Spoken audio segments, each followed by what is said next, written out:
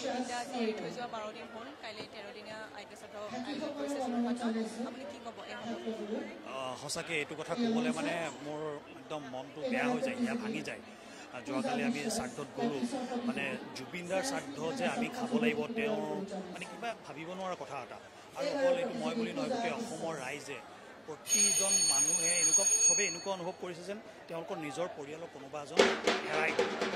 তেনেকুৱা স্থলত মোৰ একেই ভাৱ, তথাপি তাৰ মাজত উপায় নাই, এতিয়া কি কৰিব, যিটো সত্য হৈ গ'ল সেইটোতো আৰু হেৰি কৰিব নোৱাৰি। ভগৱানৰ ইচ্ছা, হয়তো জুবিনদায়ো ইমানকণ সময়ৰ কাৰণে আমাৰ মাজলৈ আহিছিলে, কিন্তু তাৰ মাজত যিখিনি কাম তেখেতে কৰি থৈ গ'ল, যিখিনি অৰিহণা আমাৰ অসমীয়া জাতিটোৰ কাৰণে দি থৈ গ'ল, সেইখিনি আমি কোনোদিনে চাগে তাৰ 1% চাগে আমি পূৰাব নোৱাৰিম। আৰু এইটো আমাৰ কাৰণে বিৰাট ডাঙৰ এটা ক্ষতি যে আমাৰ জাতিটোৰ কাৰণে। আৰু তেখেত থকা হ'লে হয়তো আমাৰ জাতিটো আৰু বহুত আগুৱাই গ'ল। আজি আমি গম পাইছোঁ বা গোটেই বিশ্ববাসীয়ে গম পাইছে যে ভাৰতবৰ্ষৰ অসম নামৰ এখন ৰাজ্য আছে য'ত জুবিন গাৰ্গ নামৰ এজন শিল্পীৰ জন্ম হৈছিলে।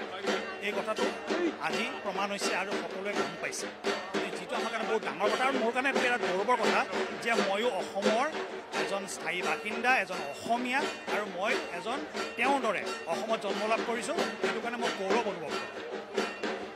এতিয়া জুবিনদাৰ হেৰুৱাৰ মাজতে আজি দুৰ্গোৎসৱ, আজি অষ্টমী, মহাষ্টমী, সকলোৱে ওলাই আহিছে, মনত দুখ লৈ হ'লেও ওলাই আহিছে।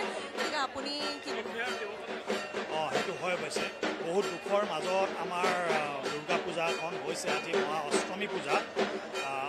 এতিয়া মোৰ পৰিয়াল আছে, পৰিয়ালক অকণমান উলিয়াই আনিছোঁ, কাৰণ সকলোৰে মন বেয়া। অকণ ওলাই আহি সকলোৰে লগত অকণমান মাৰ আশীৰ্বাদ লৈছোঁ আৰু প্ৰাৰ্থনা জনাইছোঁ যাতে জুবিনদাৰ আত্মাই শান্তি লাভ কৰে আৰু আমাৰ সকলোৰে মন শান্তি হয়, আৰু আমাৰ ভৱিষ্যত যাতে আৰু কিবা নতুন কাম কৰাৰ, জুবিনদাই আমাক দেখুৱাই যোৱা বাটেৰে আমি আগবাঢ়ি গৈ অসমীয়া জাতিটো যাতে আমি আৰু ওপৰলৈ লৈ যাব পাৰোঁ, তেনেকুৱা এটা প্ৰাৰ্থনা কৰি আমি ওলাই আহিছোঁ। আমি ডি নিউজৰ ফালৰ পৰা আপোনাক এটা সৰু উপহাৰ দিব বিচাৰিছোঁ, এটা পূজাৰ শুভেচ্ছা আমাৰ ডি নিউজ নৰ্থ ইষ্টৰ ফালৰ পৰা। বহুত বহুত ধন্যবাদ ডি নিউজ আৰু ডি নৰ্থ ইষ্ট।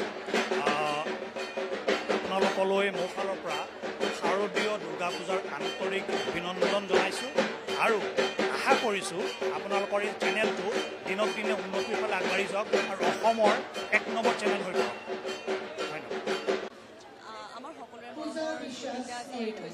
স্বাস্থ্য সেৱাত এটা ভাল চাকৰি আৰু ভৱিষ্যত গঢ়িব বিচাৰিছে স্বাগতম পিয়ুষ গ্ৰুপ অৱ ইনষ্টিটিউচনলৈ, যি শ্ৰীমন্ত শংকৰদেৱা ইউনিভাৰ্চিটি গুৱাহাটীৰ সৈতে সংযুক্ত। 2003 চনৰ পৰা ফিজিঅথেৰাপি, নাৰ্ছিং আৰু পেৰামেডিকেল ছায়েন্সৰ ক্ষেত্ৰত অগ্ৰণী শিক্ষা প্ৰতিষ্ঠান হিচাপে পৰিচিত। পাঠ্যক্ৰমসমূহ ক্ৰমে DMLT, BMLT, OT technology, optometry, BPT, MPT, BSc, MSc nursing, GNM, ENM আৰু বহুতো। যোগ্যতা বিজ্ঞান বা কলা শাখাত উচ্চ মাধ্যমিক পৰীক্ষাত উত্তীৰ্ণ হোৱাটো বাঞ্ছনীয়। ভিজিট কৰক www.cpmsc.com অথবা যোগাযোগ কৰক 8811099994 8011311247। Flat for sale. 3 BHK flat available in first and second floor at Pragya Residency. Ready to move. Beltola Bhetapura Road, Sanjuki Bailen.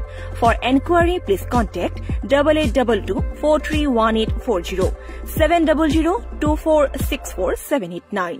Office address Pragya Associates, House